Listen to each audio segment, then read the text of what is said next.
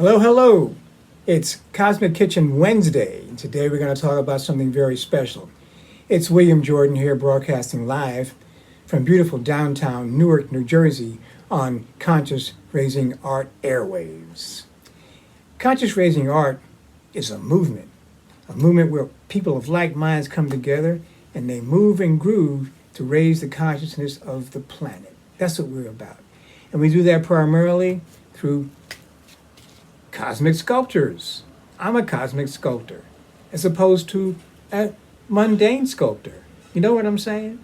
So now, today we're going to talk about something that's, like most of my topics, they're arcane. They're not the usual stuff when it comes to health and wellness.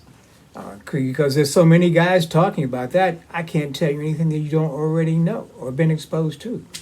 However, today I want you to consider this fact. And I experienced this a couple of days ago, and I want to share it with you and see what you think, because, for me, this is anecdotal according to what science would say, but it makes sense. Check it out. When you eat something, right? Or you go to a restaurant. Say, I'll have my case. I had someone prepare a sandwich for me, right? And they make a good sandwich. I ate it. It was cool. But then the sandwich, it was a two different sandwich. The sandwich started talking to me. And what happens is, it's not like a clear conversation. It's all muffled. But there's someone talking to you through your stomach. It gets in your head. And before you think I'm crazy, I might be because I'm an artist. I'm a cosmic sculptor. I could be crazy according to Earth terms. But I'm sharing with you, this is what I experienced.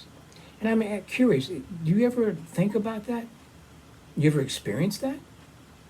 I mean, because the food, say for example, like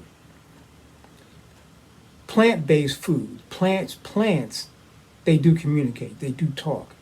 If you take your hand and put it over some flowers, you can feel the vibration on your hand. They're talking to you in the energy. They don't talk in words like we use, but they communicate. So to me, it's logical that not only do plants communicate, talk, but the chickens and the cows and all those guys, they talk too. The fish, they communicate, because we know they talk because dolphins and whales communicate. Therefore, the rest of the guys in the ocean, they must communicate too, right?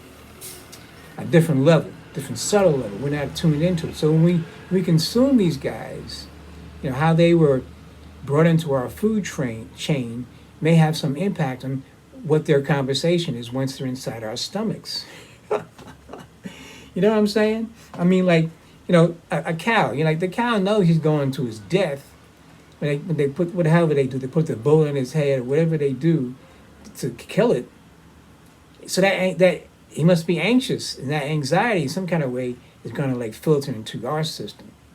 Those type foods, that the meat foods, they stay long in our system, and may account for some of the ego trips that we have. Fear, anger, doubt, worry, aggression. Those are all ego trips. That's in our natural state. Our natural state is not like that. When we come into the planet, we have none of that. We acquire that through being in the world, by being socialized. As a matter of fact, my latest piece, my latest collection, is based upon the time in our lives when we were still in between, infancy, the Netherland, and the real world, as we call it. We still had those shapes. You can still remember them, see them inside your head. They're still there. If you can, dial them up again. These are some of the ones I crafted. They're close to the images I remember.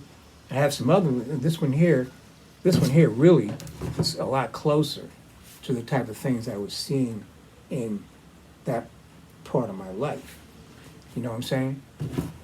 So I just want to, run with you on that today about, do you think your food really has conversations with you? If you say no, then that would mean that you don't believe that plants